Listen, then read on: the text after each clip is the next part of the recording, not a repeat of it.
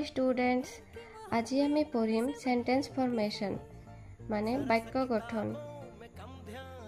ভিত বুজায় verb, verb মানে ক্রিয়া, এস মানে সাবজেক্ট, সাবজেক্ট মানে কর্তা, ওত বুজায় অবজেক্ট, অবজেক্ট মানে কর্ম।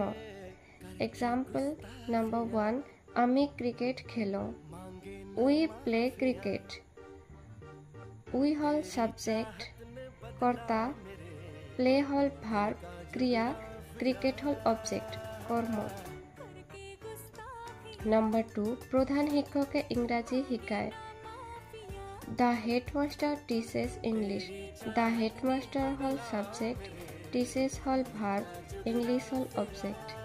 নাম্বার 3, মই এখন কিতাপ পঢ়িছো। আই ৰিড এ বুক। আই হল সাবজেক্ট, ৰিড হল ভাৰ্ব, এ বুক হল অবজেক্ট।